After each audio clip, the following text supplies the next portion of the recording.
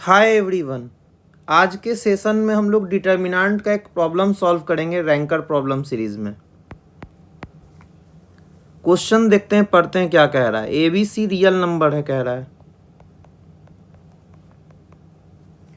फिर क्या बोल रहा है कि following system of equations in x y z में जो इक्वेशन दिया हुआ है उसका हैज नो सॉल्यूशन। क्या सॉल्यूशन नहीं होगा? दूसरा ऑप्शन है, कह रहा है अगर सॉल्यूशन होगा तो क्या वह यूनिक है, या क्या वह इन्फिनाइट है, या क्या फाइनाइट सॉल्यूशन है।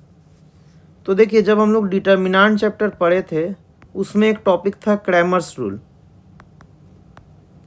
उसमें हम लोग सॉल्यूशन पढ़े थे, तीन टाइप का होता है। सॉल्यूशन यूनिक होता है, या सॉल्यूशन इन्फिनाइट होता है, या सॉल्यूशन नो सॉल्यूशन होता है, कोई सॉल्यूशन नहीं आता है। हम लोग ऐसा तो कोई तरीका नहीं पढ़े थे जिसमें क्या होता है, फाइनाइट सॉल्यूशन होता है।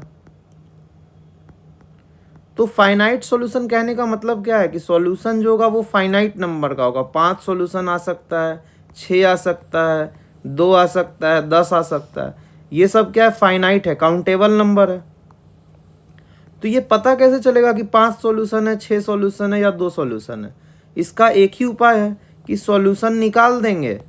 मान लीजिए सॉल्यूशन आ गया x बराबर 1, y बराबर 2, z बराबर 3। तीसरा सॉल्यूशन आ गया x बराबर 1, y 2 और z 4। ऐसे ही 3-4 और सॉल्यूशन आ जाए, उन सबको काउंट कर दे, तभी तो पता चलेगा कि फाइनाइट नंबर ऑफ सॉल्यूशन है। तो इस क्वेश्चन में भी वही आइडिया है कि हम लोग को सॉल्यूशन निकालना होगा और काउंट करना होगा, तब पता चलेगा कि फाइनाइट होगा। क्योंकि अगर ऑप्शन दिया है फाइनाइट तो चेक करना होगा। तो क्या करते हैं हम लोग, गोल हम लोग का क्या है, सॉल्यूशन निकालना इस क्वेश्चन में कि x का y वैल्यू क्या होगा, y का वैल्यू क्या होगा और z का वैल्यू क्या होगा।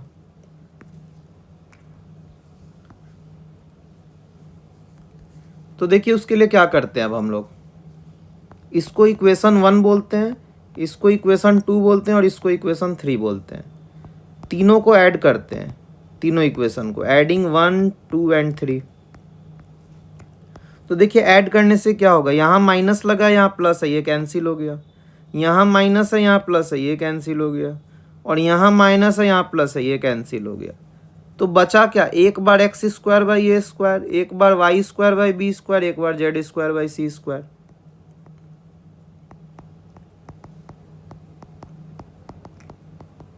और तीनों मिलके हो क्या गया, 1 + 1 + 1 3 हो गया। ये इक्वेशन को हम लोग फोर्थ इक्वेशन बोल देते हैं। और पहले इक्वेशन को फिर से लिखते हैं।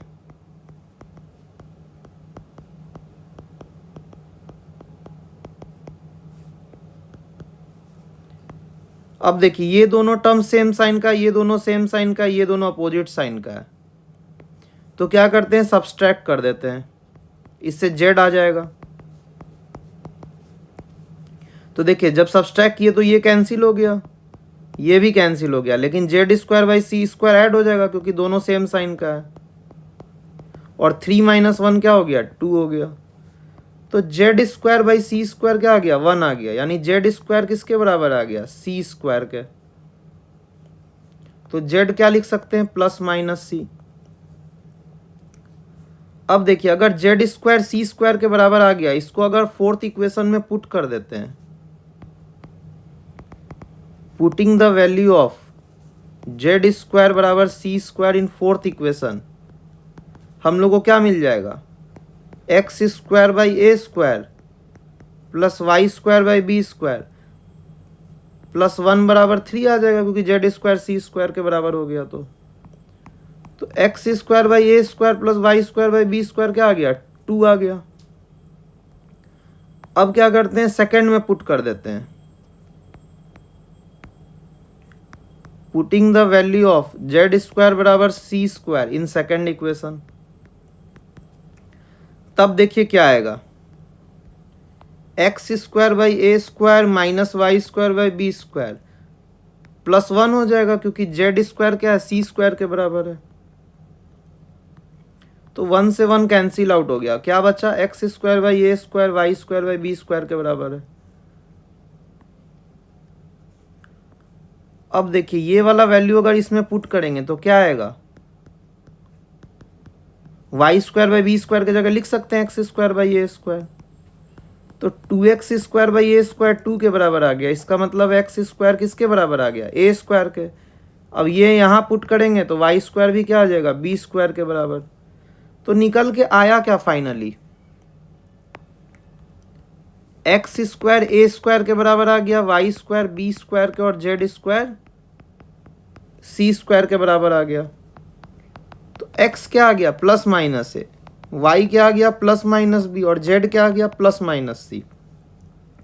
मतलब एक्स का भी दो वैल्यू है, वाई का भी दो वैल्यू है और जेड का भी दो वैल्यू है। हम लोग सॉल्यूशन लिखते कैसे हैं, एक्स वाई जेड का ऑर्डर्ड पेयर बनाते हैं। यहाँ पे दो वैल्यू का ऑप्शन है, यहाँ पे भी दो है, यहाँ पे भी दो है, तो टोटल कितना हो जाएगा, फंडामेंटल प्रिंसिपल ऑफ मल्टीप्लिकेशन से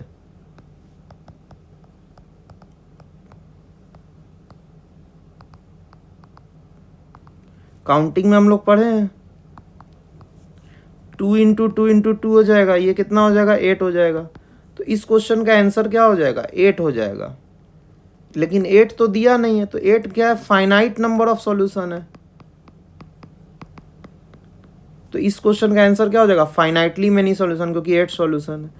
अगर किसी को इसमें दिक्कत है फंडामेंटल प्रिंसिपल ऑफ काउंटिंग में, तो ऐसे भी बना सकता है। देखिए एक्स वाई जेड का ऑर्डर्ड पेयर लिखना है ना, तो सबसे पहले पहला पेयर बनाते हैं ए कोमा बी कोमा सी, क्योंकि एक्स ए हो सकता है माइनस ए हो सकता है, वाई बी हो सकता है माइनस बी, और जेड क्या हो सकता है, सी कोमा माइनस सी। तो पहला ए बी सी बना दिए। अब देखिए एक को माइनस से रिप्लेस करते हैं, सी को माइनस सी से।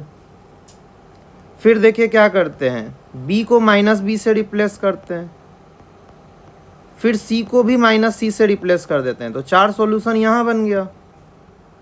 अब इन बी और सी में कुछ नहीं करेंगे, ए के जगह क्या करेंगे, माइनस ए से करेंगे। तो minus a comma b comma c, minus a comma b comma minus c, minus a comma minus b comma c, और 8 नंबर ऑफ सॉल्यूशन क्या बन जाएगा, minus a minus b minus C.